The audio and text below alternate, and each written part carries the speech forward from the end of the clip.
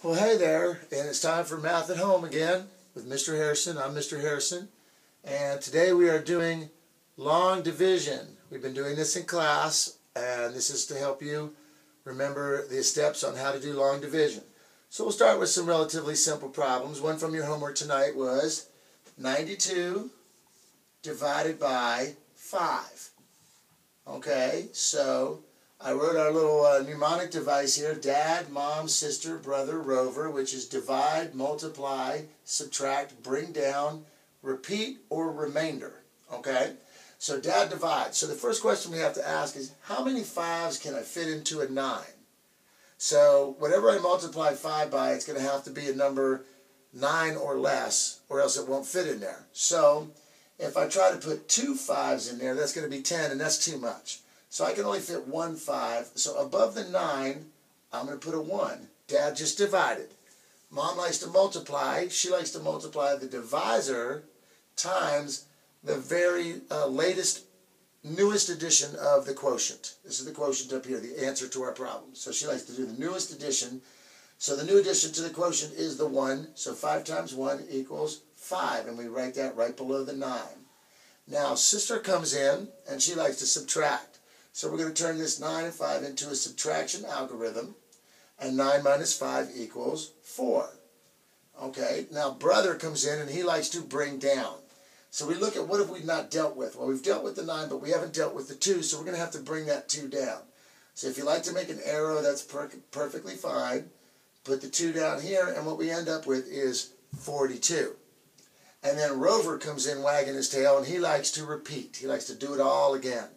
So we have a new dividend here to work with, and we want to go back, and Dad comes in and he says, well, how many times can I fit 5 into 42?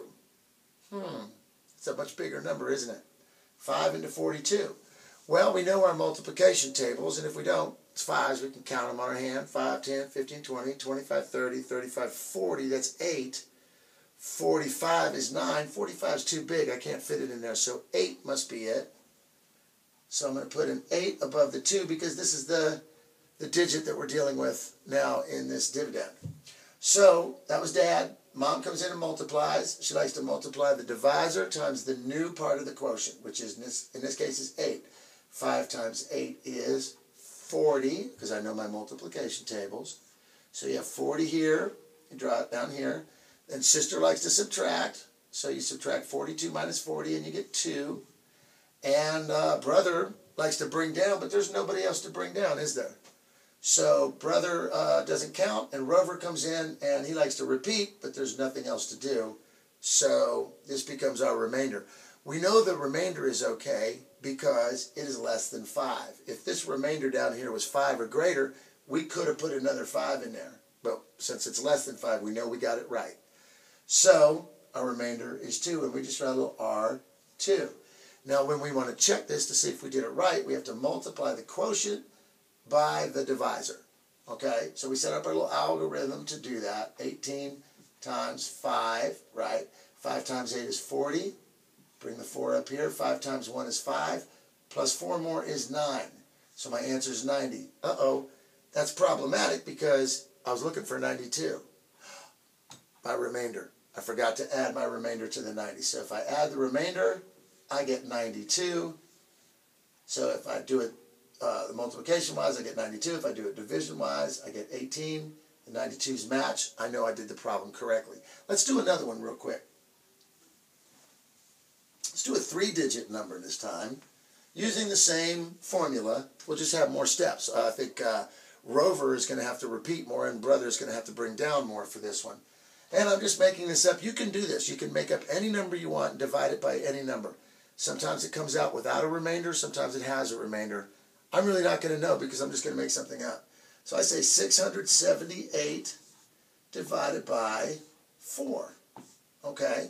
So Dad divides. So the first thing he says is, how many 4s can I fit into a 6? And of course the answer is 1. Because if I have 2 4s, that's 8. That's too big for a size 6. I can't fit a size 8 shoe in a 5'6". So I put a 2 up here. I'm sorry. Put a 1 up here. Right? Because we said 2 was too much. Right? Then Mom likes to multiply. So 4 times 1, we get 4. Sister likes to subtract. we get 2 right here. Brother likes to bring down. And now we have a number greater than 4, and we can go back to work, and that's what Rover tells us to do. Let's do it again, he says. Let's repeat. Actually, he says woof woof. All right, so how many 4s can we fit into 27? This is where knowing your multiplication tables comes in handy, because you don't want to have to do trial and error starting with 1. 1, well, that's only 4. 2, that's 8. We know that 4 times 7 is 28, and 28 is too big, so it must be 4 times 6. So we're going to put a 6 above the 7. And then we're actually, Mom says, well, let's do that multiplication. So she likes to multiply the divisor by the newest member of the quotient, which now is 6. 4 times 6 is 24. Sister comes in and says, I like to subtract. I get 3.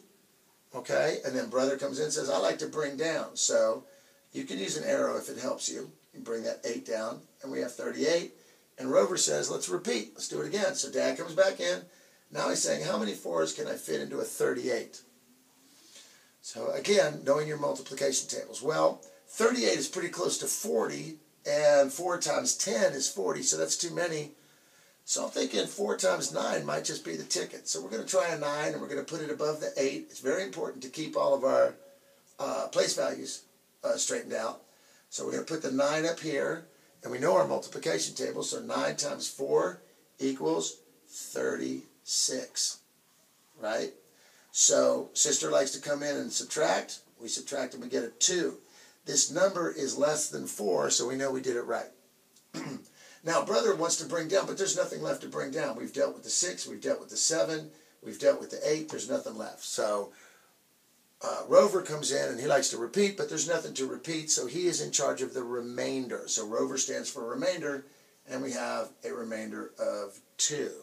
Now, for those of you that are really interested in this, and we'll get to this later, I'm sure, what we really have here is a mixed number, 169 and 2/4, which can also be represented as 169 1/2, or in decimal, 169.5. But we're going to get to all that later, so you don't have to worry about that right now. If you got this answer, you're doing well. But how do you know? How do you know you got it right? Well, we're going to use multiplication, because that's what we call the inverse operation, the opposite of division, to see if we can get back to 678. So let's take 169, and let's multiply it by 4. That's our quotient times our divisor, and that should give us our dividend. 4 times 9 is 36. Does that ring a bell? Yeah, we had a 36 right here. 4 times 6 is 24. Does that ring a bell? Yeah, we had a 24 right here. But we got to add 3. That's 27. Look at this. It's like a trip through memory lane. Put the 7 here and put the 2 up here. 4 times 1 is 4. Looky there. 4 plus 2 is 6. Look at that. That's amazing. So we have 676. 678. We were looking for 678. We got 676. What did I forget to do? I forgot to add the remainder back to my answer. So I'm going to make a plus sign here. Put the remainder there. 6 plus 2 is 8. 7. 678. 678. So really, when you think about it, it's kind of like solving a little bit of a mystery or going on a little trip. And we go in both directions. We go down to here, and then we get all the way back up. I hope this helps clear things up a little bit with you. Feel free to make some problems of your own. In fact, I want you to make 3 problems, and it's as easy as going, how about 35 divided by 3? And then solve it. Or 642 divided by 5, and then solve it. Is this going to have a remainder? I wonder. Look, it's got a 2 in the ones place. All multiples of 5 either end in 0 or 5, so I'm guessing definitely a remainder. Good luck with that. If you have any problems or need help, you've got my phone number. Give me a call, and we'll see you in class tomorrow, and we'll see you next time on Math at Home with Mr. Harrison. Sorry my voice is so hoarse. I got a little bit of a cold today. All right, take care.